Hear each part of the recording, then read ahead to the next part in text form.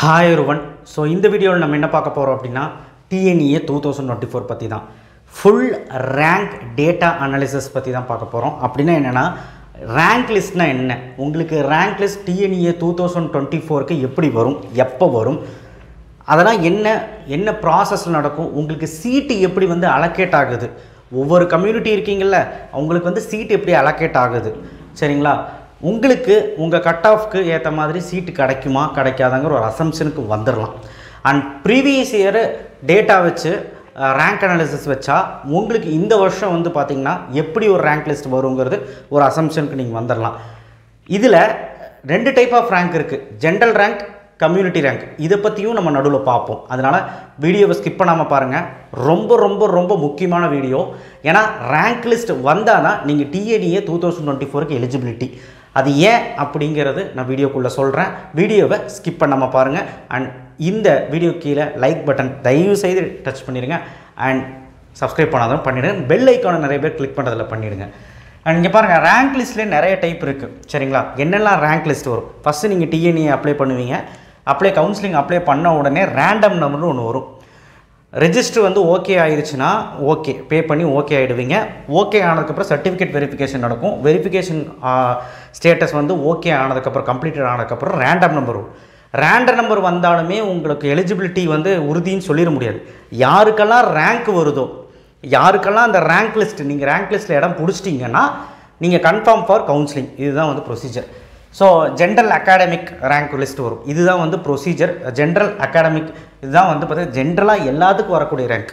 எல்லாத்துக்குமே எல்லா கம்யூனிட்டிக்கும் ஜென்ரலில் வர ரேங்க். 7.5 ரிசர்வேஷன் கவர்மெண்ட் கோட்டாவில் கவர்மெண்ட் 6ஆவதுலேருந்து 12ஆவது வரைக்கும் படிச்சிருப்பாங்க இல்லையா, அவங்க வந்து கவர்மெண்ட் ஸ்கூல் படித்தவங்களோட ஜென்ரல் அகாடமிக் ரேங்க், ஜென்ரலில் வர அகாடமிக் ரேங்க். 7.5 ரிசர்வேஷன் வரவங்களுக்கு இதுலேயும் ரேங்க் லிஸ்ட் வரும், இதுலேயும் ரேங்க் லிஸ்ட் வரும். சரிங்களா? ஜென்ரலில் டிஃபரன்ஷியலி டிசேபிள்டு இது வந்து ஸ்பெஷல் ரிசர்வேஷன் கேட்டகிரிக்கான rank list. Ex serviceman rank list, sports eminent person rank list, sports கோட்டான்னு சொல்லுவாங்க இல்லையா, இதெல்லாம் ஜென்ரல். 7.5 ரிசர்வேஷனில் டிஃபரன்ஷியல் டிசேபிள்டு. ஸோ இங்கேயும் உங்கள் டேட்டா வரும், உங்கள் நேம் வரும், இங்கேயும் வரும். அதே மாதிரி 7.5 reservation ex serviceman, 7.5 reservation sports quota, vocational rank list, ஒகேஷன்லேயும் 7.5 ரிசர்வேஷன் இருக்கும். ஸோ இதுதான் வந்து டைப்ஸ் ஆஃப் ரேங்க் லிஸ்ட்டு. இந்தந்த ரேங்க் லிஸ்ட் தான் உங்களுக்கு வரும். எந்த கேட்டகரிக்கு நீங்கள் அப்ளை பண்ண போகிறீங்களோ அதுக்கு தகுந்த மாதிரி வரும். இன்கேஸ் நீங்கள் 7.5 ரிசர்வேஷனாக இருந்தால் தயவு செய்து போனாஃபைட் சர்டிஃபிகேட் உங்களுடைய பிரின்சிபல் கிட்ட கையெழுத்து அட்டஸ்டேஷன் வாங்கி ரெடியாக வைங்க. 6லேருந்து 12ஆவது வரைக்கும் படித்தவங்க மட்டும்தான் பண்ண முடியும். கவர்மெண்ட் ஸ்கூலில் படிச்சிருக்கணும். எந்த மாதிரி கவர்மெண்ட் ஸ்கூலில் படிச்சிருக்கணும்னு சொல்லி 7.5 ரிசர்வேஷன் தனியாக பேசும்போது பார்த்துக்கலாம்.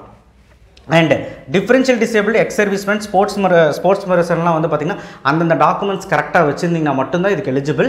ஸோ ஒருவேளை உங்களுக்கு differentially disable ex serviceman sportsman இந்த ஸ்பெஷல் ரிசர்வேஷன் கேட்டகிரியில் கிடைக்கலனா, 7.5 ரிசர்வேஷன்லையும் கிடைக்கலனா ஜென்ரலில் உங்களுக்கு கிடைக்கலாம். சரிங்களா? ஜென்ரலில் உங்களுக்கு கிடைக்கலாம். இதில் கிடைக்கலனா ஜென்ரலில் போவீங்க, ஜென்ரல் கவுன்சிலிங் போவீங்க. ஜென்ரல் கவுன்சிலிங்கில் கிடைக்கிறத பொறுத்து உங்களுக்கு சீட் அலோகேட் ஆகும். ஓகே, இதை பற்றி டீட்டெயிலாக நம்ம ரேங்க் அனாலிசிஸ் பண்ணுவோம். போன வருஷம் என்ன நடந்திருக்கு, கவுன்சிலிங் 2023 என்ன நடந்திருக்குன்னா ஜென்ரலில் 1,76,744 பேர் ரேங்க் லிஸ்ட் வந்திருக்கு. கிட்டத்தட்ட 1.25 லட்சம் பேருக்கு ரேங்க் லிஸ்ட் வந்துருக்கு. இந்த வருஷம் 2 லட்சம் பேர் நம்ம எக்ஸ்பெக்ட் பண்ணுறோம். அப்போ காம்படிஷன் ஹெவியாக தான் இருக்கும். ஓசியில் ஓப்பன் கேட்டகிரின்னு சொல்லுவாங்க, அதர் கேட்டகிரின்னு சொல்லிக்கலாம், ஓப்பன் கேட்டகிரின்னு சொல்லுவாங்க. 8,002 பேர் வந்து பார்ட்டிசிபேட் பண்ணியிருக்காங்க. பிசிக்கு ரேங்க் லிஸ்ட் வந்து 81,452 பேருக்கு வந்துருக்கு. எம்பிசிக்கு 49,000 பேர், பிசிஎம்க்கு 8,580 பேர், எஸ்சிக்கு 24,090 பேர், எஸ்டிக்கு 890 பேர், எஸ்சிஏக்கு 3,841 பேர். ஸோ இவ்வளவும் ஜென்ரலில் வரவங்க. ஸ்போர்ட்ஸில் 2,200 பேர், டிஃபரன்ஷியலி டிசேபிள்டு 348 பேர், எக்ஸ் சர்வீஸ்மேன் 1,191 பேர். இவ்வளோ பேருக்கு சீட் கிடைக்குமான்னு கேட்டால் கண்டிப்பாக கிடையாது. 500 சீட்டு தான் இருக்கும். இவங்களுக்கு கிடைக்கலன்னா ஜென்ரலில் பார்ட்டிசிபேட் பண்ணிக்கலாம். சரிங்களா? 7.5 ரிசர்வேஷனில் பாருங்கள் 27,866 பேர் வந்து பார்த்திங்கன்னா ஓசி கேட்டகிரியில் வந்திருக்காங்க. பிசியில் 9,208 பேர், எம்பிசியில் 10,481 பேர், பிசிஎம்மில் 691 பேர், எஸ்சியில் 5,299 பேர், எஸ்சியில் 271 பேர், எஸ்டியில் 1,421 பேர் போன வருஷம் பார்ட்டிசிபேட் பண்ணியிருக்காங்க. ரேங்க் லிஸ்ட் வந்திருக்கு. ஸோ இவ்வளோ பேரும் 7.5 ரிசர்வேஷனில் கிடைக்குமாங்க சார்னா கண்டிப்பாக கிடைக்காது. மொத்தமாகவே ஒரு 20,000 22,000 சீட்டு 25,000 சீட்டு தான் அப்ராக்சிமேட்லி 7.5 ரிசர்வேஷன் ஃபுல்லாகவே இருக்கும். நான் சொல்கிறது நல்ல கல்லூரிகள் எடுத்துக்கிட்டிங்கன்னா ஒரு 15,000 18,000 சீட்டு தான் இருக்கும். ஸோ 7.5 ரிசர்வேஷன் சப்போஸ் உங்களுக்கு கிடைக்கல அப்படின்னா ஃபுல் ஃப்ரீ இருக்காது. ஜென்ரலில் கிடைக்கலனா ஜென்ரலில் போய்க்கலாம், ஜென்ரலில் ஃபுல் ஃப்ரீ இருக்காது, அவ்வளோதான். ஓகேவா? ஸோ இது ஏன் நான் இந்த அனலிசிஸ் சொன்னேன்னா, இந்த வருஷ கவுன்சிலிங்கில் எவ்வளோ அனலைஸ் பண்ணலாம் அப்படின்னா 2024 வந்து பார்த்திங்கன்னா 7.5 ரிசர்வேஷனில் கிட்டத்தட்ட ஒரு 35,000 பேர் நம்ம எதிர்பார்க்கலாம். அண்ட் ஜென்ரலில் வந்து பார்த்திங்கன்னா 2 லட்சம் இல்லைனா 1,90,000 பேர் வந்து கண்டிப்பாக எதிர்பார்க்கலாம். சரிங்களா? ஸோ இதில் ரேங்க் லிஸ்ட்டை அனலைஸ் பண்ணிவிட்டு, போன வருஷம் ரேங்க் லிஸ்ட் எப்படி இருந்தது, இந்த மாதிரி தான் ரேங்க் லிஸ்ட் இந்த வருஷம் வரப்போகுதுன்னு காட்டுறதுக்காக ரேங்க் லிஸ்ட் அனலைஸ் பண்ணிவிட்டு இதை பற்றி பேசுவோம். ஸோ என்ன நடந்திருக்கு அப்படிங்கிறத பார்ப்போம். ஏன்னா அப்போ உங்களுக்கு ஒரு ஐடியா கிடச்சிடும் இந்த வருஷம் நம்ம என்ன ஆக போகுது அப்படின்னு. ஸோ இது வந்து பார்த்தீங்கன்னா professional rank list for general academy. இந்த மாதிரி எல்லாத்துக்கும் வரும். நான் சொன்னல டைப்ஸ் ஆஃப் ரேங்க் லிஸ்ட் சொன்னல, 7.5 ரிசர்வேஷனுக்கும் தனியாக வரும். அதில் நீங்கள் எந்த இடத்துல பார்த்துக்கோங்க. இது ரேங்க்குன்னு போட்டிருக்கு, இது ஜென்ரல் ரேங்க்கு. அப்ளிகேஷன் நம்பர் இது விட்டுருங்க. Number of name of the candidate, உங்கள் பேர், டேட் ஆஃப் பர்த் இருக்கும். அக்ரிகேட் மார்க்னா உங்கள் கட் ஆஃப். கம்யூனிட்டி வந்து பிசி என்ன கம்யூனிட்டி அப்படின்னு சொல்லி பிசிஏ எம்பிசிஏன்னு போட்டிருக்கோம். கம்யூனிட்டி ரேங்கிங் அப்படின்னா நீங்கள் உங்கள் கம்யூனிட்டியில் பிசிக்காரங்கள் நடுவில் நீங்கள் பிசியில் எவ்வளோ ரேங்க்குன்ட்டு. பிசியில் இந்த பொண்ணு நேத்ராங்கிற ஒரு பொண்ணு வந்து ஃபஸ்ட் ரேங்க். அதே மாதிரி ஜென்ரல் ரேங்க்லேயும் அது ஃபஸ்ட் ரேங்க். இப்போ பாருங்கள், இங்கே போட்டிருக்கு பாருங்கள், ரோஷினி பானுன்னு போட்டிருக்கா 3வது ரேங்க் ஜென்ரல் ரேங்க். ஜென்ரலாக ஓவரால் ரேங்க்கு 3வது ரேங்க்கு. பிசிஎம் முஸ்லீமில் அவங்க ஃபஸ்ட்டு ரேங்க். புரிஞ்சிருக்குன்னு நினைக்கிறேன். அடுத்தது பாருங்கள், பிசியில் கௌரி சங்கர் வந்து பார்த்திங்கன்னா பிசி கம்யூனிட்டி ரேங்க் வந்து 3வது ரேங்க். ஆனால் ஜென்ரலில் வந்து பார்த்திங்கன்னா 4வது ரேங்க்.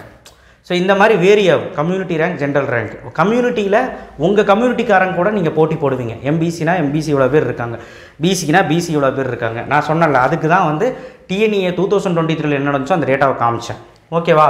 ஸோ இதுதான் rank list. So community rank முக்கியமா ஜென்ரல் ரேங்க் முக்கியமானு இப்போ தோணும்.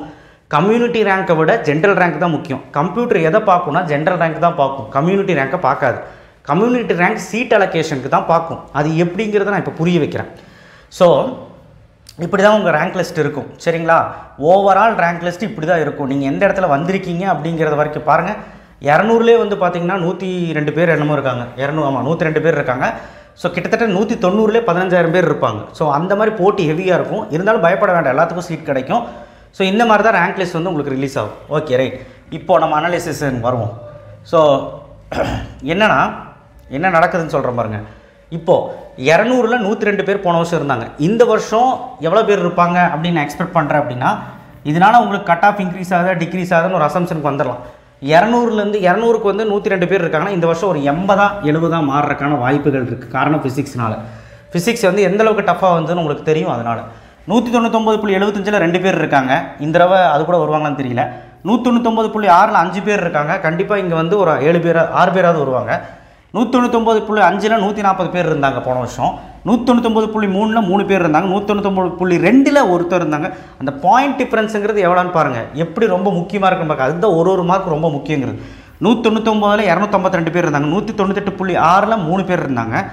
199ல் 252 பேர் இருந்தாங்க. இந்த வருஷம் 199ல் வந்து பார்த்திங்கன்னா கண்டிப்பாக நான் எக்ஸ்பெக்ட் பண்ணுறது ஒரு 300 பேராவது இருக்க வாய்ப்பு இருக்குது. இல்லைனா 270 பேராவது வாய்ப்பு இருக்குது. 198.5 278 பேர் இருக்காங்க. 198.3ல் 6 பேர் இருக்காங்க. 198.2ல் ஒருத்தர் இருக்கான். 198ல் 258 பேர். அதாவது 198க்குள்ளே எவ்வளோ பேர் இருப்பாங்க அப்படின்னா 258 பேர் அப்படின்னு நம்ம சொல்கிறோம். இந்த வருஷம் 262 பேர் இருப்பாங்க. ஸோ தோராயமாக இங்கே நம்ம சொல்ல போனால் 200லேருந்து 190 இருக்கும் 7,706 பேர். இந்த வருஷம் நம்ம எக்ஸ்பெக்ட் பண்ணுறது 200லேருந்து 190க்கு வந்து 8,000 பேராவது எக்ஸ்பெக்ட் பண்ணலாம். ஏன் நான் சொல்கிறேன்னா, சென்டம் தான் டிக்ரீஸ் ஆகும் ஃபிசிக்ஸில். கெமிஸ்ட்ரியில் சென்டம் ஓரளவுக்கு வரும். மேக்ஸில் இந்த தடவை ஹெவியாக இருக்க போகுது. அதனால் கட் ஆஃப் லைட்டாக இன்க்ரீஸ் ஆகும் அந்த இடத்துல. ஸோ அந்த இடத்துல பார்க்கும்போது 200 190 8,000 பேராவது இருப்பாங்க. 189லேருந்து 183ல் வந்து பார்த்திங்கன்னா இதெல்லாம் ஃபஸ்ட் ரவுண்டில் வர்றது. 189லேருந்து 183ல் வந்து பார்த்திங்கன்னா ஒரு கிட்டத்தட்ட ஒரு 8,000 பேர் இருக்காங்களா. இந்த வருஷம் வந்து பார்த்திங்கன்னா ஒரு 7,500 வரும். 7,500 பேர் தான் வருவாங்க இந்த ரேஞ்சுக்குள்ளே. சரிங்களா? அப்படியே போக லைட்டாக கம்மியாகும். காரணம் என்னென்னா, இந்த ஃபிசிக்ஸ் மார்க்கும் அந்த கெமிஸ்ட்ரி மார்க்கும் தான். Physics tough, chemistry moderate, maths easy. இந்த மேக்ஸ் மார்க்குனால லைட்டாக நடுவில் வந்து 160லேருந்து நல்லா கேட்டுக்கோங்க, 160லேருந்து 180 வரைக்கும் கண்டிப்பாக நான் சொல்கிறேன் மேக்ஸ் மார்க் இருக்கனால இன்க்ரீஸ் தான் ஆகும். டிக்ரீஸ் ஆகும்னு சொல்கிறாங்க, கிடையவே கிடையாது, இன்க்ரீஸ் தான் ஆகும். ஸோ 160க்கு கீழே வேணால் டிக்ரீஸ் ஆக வாய்ப்பு இருக்குது. காரணம் என்னென்னா மேக்ஸில் சில டிஸ்ட்ரிக்ட் ஈஸி தான், சில டிஸ்ட்ரிக்ட் கஷ்டமாக கூட இருக்கலாம். ஆனால் ஃபிசிக்ஸு கெமிஸ்ட்ரினால் 160 கீழே டிக்ரீஸ் ஆகும் கட் ஆஃப். இப்படி தான் வந்து அனலைஸ் பண்ணணும். ஸோ எதாக இருந்தாலும் ரிசல்ட் வந்ததுக்கப்புறம் நம்ம பேசிக்கலாம். ஓகேவா? இப்போது கேட்டகரி வைஸ் எப்படி வந்து ரிசர்வேஷன் வந்து அலோகேட் ஆகுதுன்னு பார்த்துட்டு சீட் எப்படி அலோகேட் ஆகுதுன்னு பார்க்கலாம். ரேங்க் லிஸ்ட்னா என்னென்னு பார்த்தோம். இப்போ சீட் எப்படி அலோகேட் ஆகுது, இதில் ஜென்ரல் ரேங்க் முக்கியமாக கம்யூனிட்டி ரேங்க் முக்கியமானு ப்ரூவ் பண்ணுறேன். ஓகேவா? ஸோ ரிசர்வேஷனில் ஓசியில் 31% ஒதுக்குறாங்க. அதாவது ஒரு காலேஜில் 500 சீட் இருக்குது அப்படின்னா, ஒரு ட்ரிபிளியில் 100 சீட் இருக்குது அப்படின்னா அந்த 100ல் 31% வந்து ஒதுக்கிடுவாங்க. அந்த மாதிரி பிசிக்கு 26.5%, பிசிஎம்முக்கு 3.5%, எம்பிசிக்கு 20% ஒதுக்குறாங்க, எஸ்சிக்கு 15%, எஸ்சிஏக்கு 3%, எஸ்டிக்கு 1%. ஸோ இப்படி தான் இடஒதுக்கீடு ரிசர்வேஷன் கேட்டகரியில் பண்ணுறாங்க. அப்போது எப்படி சீட் அலோகேட் ஆகும்னு ஃபஸ்ட்டு சொல்லிவிட்டு டெமான்ஸ்ட்ரேஷன் பண்ணுறோம் பாருங்கள். OC, BC, BCM, MBC, SC, SCA, ST இதுதான் இருக்குது. ஃபஸ்ட்டு ஓசிக்கு தான் நீங்கள் வந்து எவ்வளோ நல்ல மார்க் வச்சுருந்தாலும் சரி உங்கள் ஜென்ரல் ரேங்க் என்னன்னு கம்ப்யூட்டர் பார்க்கும். உங்கள் ஜென்ரல் ரேங்க் கம்ப்யூட்டர் என்னென்னு பார்த்துட்டு இப்போ சுமாராக உங்கள் ஜென்ரல் ரேங்க் வந்து 50வது ரேங்க்னு வச்சுக்கோங்க. உங்கள் கம்யூனிட்டி ரேங்க்கு என்னென்னு பார்க்கும். அதாவது 50வது ரேங்க்னு வச்சுக்கலாம். சரி, 49வது ரேங்க்னு வச்சுக்கலாம். ஜென்ரல் ரேங்க் வந்து 49வது ரேங்க். இப்போது உங்களுக்கு அண்ணா யூனிவர்சிட்டி சிஇஜி கேம்பஸில் கம்ப்யூட்டர் சயின்ஸ் வந்து நீங்கள் ஃபஸ்ட் ஆப்ஷனாக சாய்ஸ் பில்லிங்கில் வச்சுருக்கீங்க. ஒருவேளை சிஇஜி கேம்பஸில் உங்கள் கட் ஆஃப் வந்து 49 ரேங்க், உங்கள் கட் ஆஃப் 200ன்னு வச்சுக்கலாம். உங்கள் சிஇஜி கேம்பஸில் சிஎஸ் வந்து அலோகேட் ஆகுதுன்னா ஃபஸ்ட்டு இந்த ஜென்ரல் ரேங்க் தான் பார்க்கும். 49 இடத்துல காரனுக்கு அவனுக்கு வந்து அந்த சீட் இருக்குமான்னு பார்க்கும். சிஎஸில் சீட் இருந்ததுன்னா அலோகேட் ஆகிரும். அது வந்து ஃபஸ்ட்டு எதில் பார்க்கும் அப்படின்னா கம்யூனிட்டி வைஸ் பார்க்கும்போது ஓசியில் இருக்கான்னு பார்க்கும் சீட்டு. ஓசியில் ஜென்ரல் ரேங்க் வச்சு ஓசியில் இருக்கான்னு பார்க்கும் கம்ப்யூட்டர். ஓசியில் உங்களுக்கு சீட் இருந்தால் அது கிடச்சிரும். நீங்கள் எந்த கம்யூனிட்டி வேணால் இருக்கலாம், பிசிஎம்மாக இருக்கலாம், எஸ்சியாக இருக்கலாம், அதெல்லாம் கவலை இல்லை. நீங்கள் எந்த கம்யூனிட்டியாக ஃபஸ்ட்டு ஓசியில் தான் அலோகேட் ஆகும் சீட்டு. ஓசிங்கிறது ஓப்பன் கேட்டகரி, எல்லாருமே பார்ட்டிசிபேட் பண்ணுவாங்க.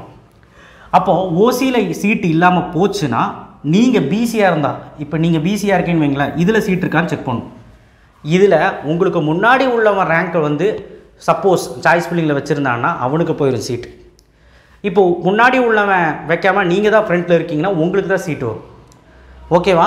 புரிஞ்சுதான்? இப்படி தான் நடக்குது. அப்போது பிசி முடிஞ்சுட்டு இப்போ பிசிஎம் காரனுக்கும் அப்படி தான். பிசிஎம்மா நீங்கள் ஓசியில் இருக்கான்னு பார்க்கும் சீட்டு, அப்புறம் உங்கள் கம்யூனிட்டியில் இருக்கான்னு பார்க்கும். அதர் கம்யூனிட்டியில் இருக்கிறதெல்லாம் உங்களால் சீட் எடுத்துக்க முடியாது, அது அங்கே இருக்க ரிசர்வேஷன் காரங்களுக்கு.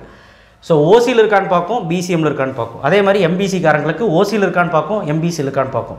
ஓசியில் இல்லைன்னா எம்பிசியில் தான் பார்க்கும். ஏன்னா எம்பிசி காரங்களுக்கு எம்பிசி கம்யூனிட்டி சார்ந்த இதாகும். அந்த இடத்துல எம்பிசியில் கம்யூனிட்டி ரேங்க் வந்து அங்கே மேஜர் ரோல் ப்ளே பண்ணாது. உங்களுடைய ஜென்ரல் ரேங்க் வச்சு தான் எல்லாமே. ஜென்ரல் ரேங்க் வந்து ஒரு 49 ரேங்க்கில் எம்பிசி இருக்கீங்கன்னு வச்சுக்கோங்க. சிஇஜி கேம்பஸில் கம்ப்யூட்டர் சயின்ஸ் சாய்ஸ் பில்லிங் வச்சுருக்கீங்கன்னா சீட் இருக்கான்னு ஓசியில் பார்க்கும், கிடைக்கலனா எம்பிசியில் இருக்கான்னு பார்க்கும், எம்பிசி கம்யூனிட்டி ரேங்க்கில். அப்போவும் ஜென்ரல் ரேங்க் தான் அங்கே ஒர்க் ஆகும் கம்ப்யூட்டர். ஓகேவா? So community rank no use, general rank தான் யூஸ். பட் கம்யூனிட்டி ரேங்க் எதுக்குன்னா ரொம்ப முக்கியமாக உங்கள் கம்யூனிட்டியில் நீங்கள் எந்த இடத்துல இருக்குன்னு தெரிஞ்சுக்கலாம், அதுக்காக மட்டும்தான். பட் ஜென்ரல் ரேங்க் வச்சு தான் கம்ப்யூட்டரில் வந்து சீட் அலோகேட் ஆகும். ஏன்னா எல்லாமே ஆட்டோமேட்டட், எல்லாமே ஆன்லைன். சாய்ஸ் பில்லிங்னா என்ன, சாய்ஸ் பில்லிங் எப்படி பண்ணணும் அப்படிங்கிற வீடியோவெல்லாம் நம்ம சேனலில் வரும். அதனால் பொறுத்திருந்து பாருங்கள். இப்போ உங்களுக்கு இன்னும் புரிய வைக்கிறேன். இப்போது நான் வந்து ஒரு வேக்கன்சி லிஸ்ட்டு காமிக்கிறேன், போன வருஷத்தோடது. சரிங்களா? போன வருஷத்தோட வேக்கன்சி லிஸ்ட் காமிக்கிறேன். ஓகே, இது வந்து பார்த்திங்கன்னா 2023 வேக்கன்சி லிஸ்ட்டு. ஓகே, அதில் நான் காமிக்கிறேன். இப்போ பார்த்துக்கிட்டிங்கன்னா இது round 1 round 2 vacancy list. After round 1 vacancy list. ஏன் ரவுண்ட் 2 காமிக்கிறேன்னா அப்போ தான் சீட்டு முடிஞ்சுக்கிறது உங்களுக்கு புரிய வைக்க முடியும். அப்போ ரவுண்டு 1 சீட்டு ஃபுல்லாக தான் இருக்கும். இப்போ ஒரு காலேஜில் இப்படி தான் இருக்கும். அண்ணா யூனிவர்சிட்டி சிஇஜி கேம்பஸ் பயோமெடிக்கலில் வந்து பார்த்திங்கன்னா ஓசியில் சீட்டு முடிஞ்சிருச்சு ரவுண்ட் 1. இது after round 1 vacancy list. Round 2 காரங்களுக்கு பிசிஎம்மில் முடிஞ்சிருச்சு, எல்லாமே முடிஞ்சு. எஸ்சிஏக்கு 2 இருக்குது. இப்போது நான் பிசின்னு வச்சுக்கலாம்.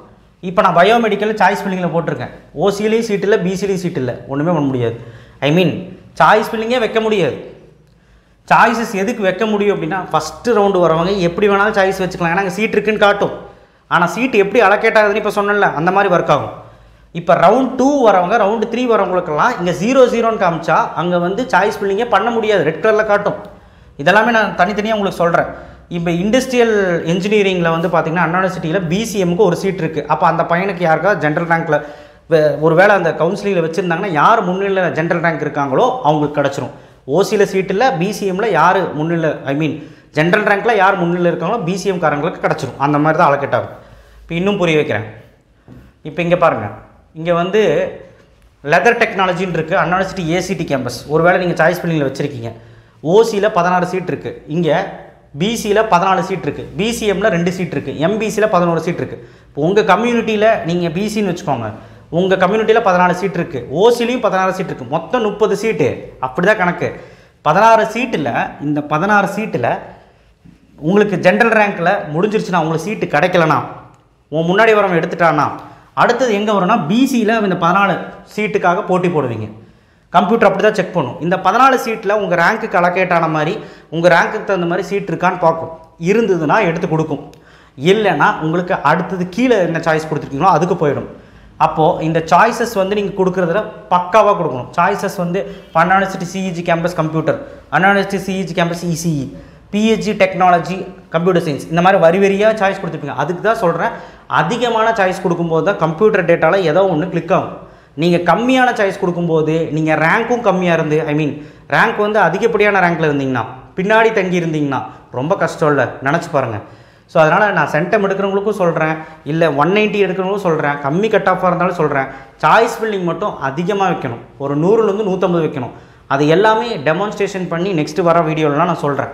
இப்படி தான் உங்களுக்கு சீட் அலோகேட் ஆகுது. ஃபஸ்ட்டு ஓசியில் இருக்கான்னு பார்க்கும், அதுக்கப்புறம் தான் உங்கள் கம்யூனிட்டியில் பார்க்கும். கண்டிப்பாக எல்லாத்துக்குமே சீட் கிடைக்கும், சீட் கிடைக்காமல் இருக்காது. கிட்டத்தட்ட 2 லட்சம் சீட் இருக்குது. இந்த 2 லட்சம் சீட்டில் மொக்க சீட்டு, அதாவது மொக்க காலேஜ் சீட்டு வந்து பார்த்திங்கன்னா ஒரு 1 லட்சம்னு வச்சுக்கலாம். 1 லட்சம் சீட்டு சூப்பரான சீட்டு, 1,10,000 வந்து நல்ல காலேஜில் இருக்க சீட்டு. கண்டிப்பாக அந்த காலேஜில் இருக்கிறதெல்லாம் நம்ம இடம் பிடிச்சிடலாம். போன வருஷம் மட்டும் 1,50,000 பேர் வந்து இன்ஜினியரிங் காலேஜுக்குள்ளே போயிருக்காங்க சீட் எடுத்து. அதுக்கு முந்தின வருஷம் பார்த்திங்கன்னா 85,000 பேர் தான் போனாங்க. இந்த வருஷம் எதிர்பார்க்கப்படுகிறது கண்டிப்பாக வந்து பார்த்திங்கன்னா 1.25 லட்சம் பேர் வந்து எதிர்பார்க்கலாம் சீட் எடுத்து உள்ளே போகிறவங்க. அதாவது இந்த ரவுண்டெல்லாம் முடிஞ்சு கவுன்சிலிங் சாய்ஸ் பில்லிங்லாம் பண்ணி ஃபீஸ் கட்டி உள்ளே போனவங்கள சொல்கிறேன். ஸோ அதனால் இப்படி தான் சீட் அலோகேட் ஆகுது. உங்கள் ரேங்க் லிஸ்ட் இப்படி தான் இருக்கும். நான் காமிச்சல்ல ரேங்க் லிஸ்ட் இப்படி தான் இருக்கும். ரேங்க் லிஸ்ட் டேட்டா டிஎன்ஏ 2023 என்னாச்சு, 2024 என்ன ஆக போகுது எல்லாமே நான் அனலைஸ் பண்ணி சொல்லிட்டேன். So open category, MBC, BC, BCM, SCA, ST, SC, so இந்த எல்லா கேட்டகிரிக்கும் ரிசர்வேஷன் அடிப்படையில் எப்படி ஒதுக்குறாங்கன்னு சொல்லிட்டேன். ஸோ இப்படி தான் ப்ராசஸ் நடக்கும் எல்லா கவுன்சிலிங்லேயும், ரவுண்ட் 1, ரவுண்ட் 2, ரவுண்ட் 3ல. ஸோ அதனால் சாய்ஸ் ஃபில்லிங் பக்காவாக இருந்ததுன்னா நீங்கள் தப்பிச்சிங்க. கம்ப்யூட்டர் டேட்டா எப்படி பார்க்கணுன்னா, உதாரணத்துக்கு ஃபஸ்ட்டு எம்ஐடி கேம்பஸ் வச்சுருக்கீங்கன்னா, அடுத்தது எம்ஐடி கேம்பஸில் எலக்ட்ரானிக் கம்யூனிகேஷன் வச்சுருக்கீங்கன்னா ஃபஸ்ட்டு ஆட்டோமொபைலில் சீட் இருக்கான்னு பார்க்கும். சீட் இல்லை, அடுத்தது எலக்ட்ரானிக் கம்யூனிகேஷன் சீட் இல்லை, அடுத்த சாய்ஸ் வச்சுருப்பீங்க. நீங்கள் வச்சுருக்கணும் ரோபோட்டிக்ஸ் ஆட்டோமேஷனில் இல்லை, ஓகே, அடுத்தது நீங்கள் வேறு காலேஜ் வச்சுருக்கீங்க, அண்ணா யூனிவர்சிட்டி ஃபேக்கல்ட்டி ஆஃப் இன்ஜினியரிங்கில் வச்சுருக்கீங்க, கம்ப்யூட்டர் சயின்ஸ், டேட்டா சயின்ஸ் வச்சுருக்கீங்க, அதில் சீட் இருக்குது. அதில் உங்கள் ரேங்க்குக்கு தகுந்த மாதிரி உங்கள் முன்னிலையில் யாருமே எடுக்கலைன்னா, யாருக்கும் அலோகேட் ஆகணும்னா உங்களுக்கு தான் அலோகேட் ஆகும். ஸோ கம்யூனிட்டி வைஸ் உங்களுக்கு வந்து எப்படி வரும், ஜென்ரல் வைஸ் எப்படி வரும்னு நான் சொல்லி புரிய வச்சிட்டேன். அப்போ ஜென்ரல் ரேங்க் தான் ரொம்ப முக்கியம். தேங்க்யூ. ஷேர் பண்ணுங்கள், சப்ஸ்கிரைப் பண்ணுங்கள், மறக்காமல் பெல் ஐக்கானை ப்ரெஸ் பண்ணுங்கள். ரேங்க் அனாலிசிஸ் பற்றி உங்கள் ஃப்ரெண்ட்ஸுக்கு சொல்லுங்கள். இப்படி தான் ரேங்க் எடுக்கிறாங்க. கண்டிப்பாக இந்த வருஷம் உங்களுக்கு சீட் கிடைக்குமா கிடைக்காதுன்னு உங்களுக்கு தெரிஞ்சிடும். தேங்க்யூ.